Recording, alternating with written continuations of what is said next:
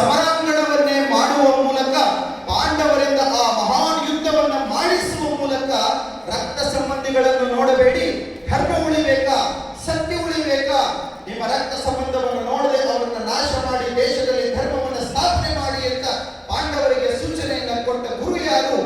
ಜಗದ್ಗುರು ಶ್ರೀಕೃಷ್ಣ ಪರಮಾತ್ಮ. ಅಷ್ಟೇ ಅಲ್ಲ, ಜನಸಾಮಾನ್ಯ ಅಭಿಮಾನವನ್ನ ಕಳೆದುಕೊಂಡು ಗುಲಾಮರ ಹಾಗೆ ಬ್ರಿಟಿಷರ ಬೂಟು ಕಾಲುಗಳನ್ನು ನೆಟ್ಟ ಬಿದ್ದಿದ್ದಂತಹ ನಮ್ಮ ದೇಶದ ಲಕ್ಷಾಂತರ ಮಂದಿ ಯುವ ಜನರಿಗೆ ದೇಶಭಕ್ತಿಯ ಒಂದು ಪ್ರೇರಣೆಯನ್ನ ನೀಡಿದ ಅಪ್ರತಿಮ ದೇಶಭಕ್ತ ಗುರು ಯಾರು? ಶ್ರೀ ಸ್ವಾಮಿ ವಿವೇಕಾನಂದರು ಒಬ್ಬರು ಗುರುಗಳು ಅನ್ನೋದನ್ನು ನಾವು ಮರೆಯಬಾರದು.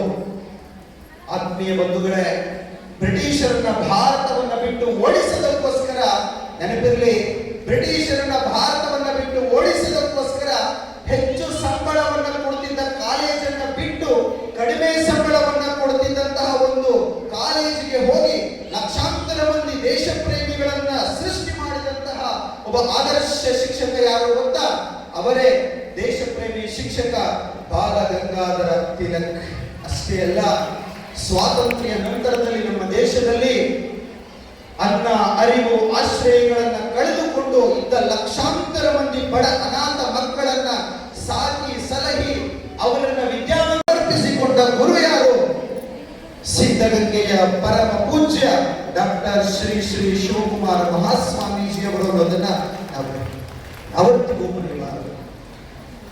ಗುರುವಿನ ಮಹತ್ವವನ್ನ ಅರಿತಂತಹ ನಮ್ಮ ದೇಶ ಈ ಕಾರಣಕ್ಕಾಗಿಯೇ ಗುರುವಿಗೆ ಅತ್ಯಂತ ಶ್ರೇಷ್ಠವಾದ ಸ್ಥಾನವನ್ನ ನೀಡಿ ಗುರು ಬ್ರಹ್ಮ ಗುರು ವಿಷ್ಣು ಗುರುದೇವೋ ಮಹೇಶ್ವರ ಗುರು ಸಾಕ್ಷಾತ್ ಪರಬ್ರಹ್ಮ ತಸ್ಮೈ ಶ್ರೀ ಗುರವೇ ನಮಃ ಅಂತ ಗುರು ಪರಂಪರೆಗೆ ಸ್ತುತಿಸಿ ತಲೆಬಾಗಿತ್ತು.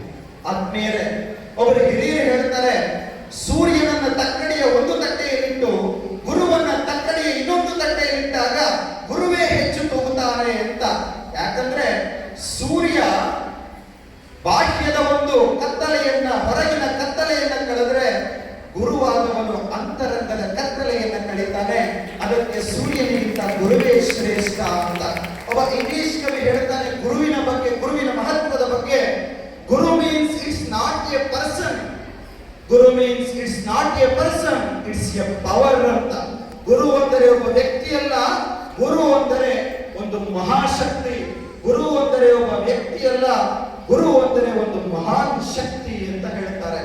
ಆತ್ಮೀಯ ಬಂಧುಗಳೇ, ಅನೇಕ ಮಂದಿ ಶಿಕ್ಷಕರು ಶಿಕ್ಷಕ ವೃತ್ತಿಗೆ ಬಂದ ತಕ್ಷಣ ಓದೋದನ್ನ ಮರೆತು ಬಿಡುತ್ತಾರೆ. ನಾವು ಶಿಕ್ಷಕ ವೃತ್ತಿಗೆ ಸೇರಿದ್ದಾಗಿದೆ, ಯಾಕೆ ಓದಬೇಕು, ಪಠ್ಯ ಪುಸ್ತಕಗಳಲ್ಲಿರೋದನ್ನ ಪಾಠ ಮಾಡಿದ್ರೆ ಸಾಕಾಗಿದೆ ಅಂತಾರೆ. ಆದರೆ ದಿನವೊಂದರಲ್ಲಿ 17 ಗಂಟೆ ಓದುತ್ತಿದ್ದಂತಹ ಸರ್ವಪಲ್ಲಿ ರಾಧಾಕೃಷ್ಣನ್ ಪುಸ್ತಕಗಳನ್ನ ಕೊಂಡುಕೊಳ್ಳೋದಕ್ಕೆ ತಮ್ಮ ಹೆಂಡತಿಯ ಮೈಮೇಲಿನ ಒಡವೆಗಳನ್ನೇ ಮಾರಿ ಪುಸ್ತಕಗಳನ್ನ ಕೊಂಡುಕೊಂಡು ಒಂದು ದಿನದಲ್ಲಿ 17 ಗಂಟೆಗಳನ್ನ ಓದೋದಕ್ಕೆ ಮೀಸಲಾಗಿಡುತ್ತಿದ್ರು. ಅದಕ್ಕೆ ಅವರನ್ನ ಜಗತ್ತಿನ ಅತ್ಯಂತ ಶ್ರೇಷ್ಠ ಶಿಕ್ಷಕ ಅಂತ ಇವತ್ತು ಇಡೀ ಜಗತ್ತು ಗುರುತಿಸಿದೆ. ಒಮ್ಮೆ 1909ನೇ ಇಸವಿಯಲ್ಲಿ ತತ್ವಶಾಸ್ತ್ರದ ಒಂದು ಪುಸ್ತಕಕ್ಕಾಗಿ 18 ಕಿಲೋಮೀಟರ್ ಮಧ್ಯರಾತ್ರಿಯಲ್ಲಿ ತಮ್ಮ ಗುರುಗಳ ಮನೆಗೆ ನಡೆಕೊಂಡು ಹೋಗಿ ಆ ಪುಸ್ತಕವನ್ನು ಪಡ್ಕೊಂಡು ಬರ್ತಾರೆ. ಇದು ಶಿಕ್ಷಕರಲ್ಲಿ ಇರಬೇಕಾದಂತಹ ಜ್ಞಾನದಾಹವನ್ನು ನಮಗೆ ತಿಳಿಸುತ್ತೆ. ಒಮ್ಮೆ ಸರ್ವಪಲ್ಲಿ ರಾಧಾಕೃಷ್ಣನ್ ಅವರ ಜೊತೆ ವಿದೇಶಿಯರು ಮಾತನಾಡಬೇಕಾದ್ರೆ ಕೇಳುತ್ತಾರೆ, ರಾಧಾಕೃಷ್ಣನ್, ನಿಮ್ಮ ನಾಲೆಡ್ಜ್ ಅನ್ನು ನೋಡ್ತಾ ಇದ್ದಾಗ, ನಿಮ್ಮ ಬುದ್ಧಿಮತ್ತೆಯನ್ನ, ನಿಮ್ಮ ಜ್ಞಾನವನ್ನು ನೋಡಬೇಕಾದ್ರೆ ನೀವು ಬಹುಶಃ ಹಾರ್ವರ್ಡ್, ಆಕ್ಸ್ಫರ್ಡ್ ಯೂನಿವರ್ಸಿಟಿನಲ್ಲಿ ಓದ್ಕೊಂಡು ಬಂದಿದ್ದೀರಾ ಅಂತ ನಮ್ಗೆ ಅನಿಸ್ತಿದೆ ಅಂತ ಸುಮ್ಮನೆ ಚೇಷ್ಟೆ ಮಾಡ್ತಾರೆ. ಅದಕ್ಕೆ ರಾಧಾಕೃಷ್ಣನ್ ಏನ್ ಹೇಳ್ತಾರೆ ಗೊತ್ತಾ? ನಾನು ಹಾರ್ವರ್ಡ್ ವಿಶ್ವವಿದ್ಯಾಲಯಕ್ಕೆ, ಆಕ್ಸ್ಫರ್ಡ್ ವಿಶ್ವವಿದ್ಯಾಲಯಕ್ಕೆ ಓದೋದಕ್ಕೆ ಹೋಗೋದಿಲ್ಲ, ಅವರಿಗೆ ಕಲಿಸೋದಕ್ಕೆ ಹೋಗ್ತೇನೆ ಹೊರತು ಕಲಿಯೋದಕ್ಕೆ ನಾನು ಹೋಗೋದಿಲ್ಲ ಅಂತ ಹೇಳಿದ್ರು. ನೀವು ಅಂದುಕೊಳ್ಳಬಹುದು ಹೋದ್ರ ಅಂತ, ಬರೀ ಅವರ ಮಾತಿನಲ್ಲಿ ಹೇಳಲಿಲ್ಲ. 1920ರಿಂದ 1930ರವರೆಗೆ 10 ವರ್ಷಗಳ ಕಾಲ ಪ್ರಪಂಚದ ಎಲ್ಲ ವಿಶ್ವವಿದ್ಯಾಲಯಗಳಲ್ಲಿ ಪಾಠ ಮಾಡೋದಕ್ಕೆ ಹೋಗ್ತಾರೆ. ಇಡೀ ಜಗತ್ತಿನ 150ಕ್ಕೂ ಹೆಚ್ಚು ವಿಶ್ವವಿದ್ಯಾಲಯಗಳು, ಚೆನ್ನಾಗಿ ನೆನಪಿಟ್ಕೊಳ್ಳಿ, ಜಗತ್ತಿನ 150ಕ್ಕೂ ಹೆಚ್ಚು ವಿಶ್ವವಿದ್ಯಾಲಯಗಳು ಇದುವರೆಗೆ ಯಾರಾದರೂ ಒಬ್ಬ ಶಿಕ್ಷಕನಿಗೆ ಗೌರವ ಡಾಕ್ಟರೇಟ್ ಪದವಿಯನ್ನ ಪ್ರದಾನ ಮಾಡಿದ್ರೆ ಅದು ಡಾಕ್ಟರ್ ಸರ್ವಪಲ್ಲಿ ರಾಧಾಕೃಷ್ಣನ್ ಅವರಿಗೆ ಮಾತ್ರ. ಅದು ಡಾಕ್ಟರ್ ಸರ್ವಪಲ್ಲಿ ರಾಧಾಕೃಷ್ಣನ್ ಅವರಿಗೆ ಮಾತ್ರ.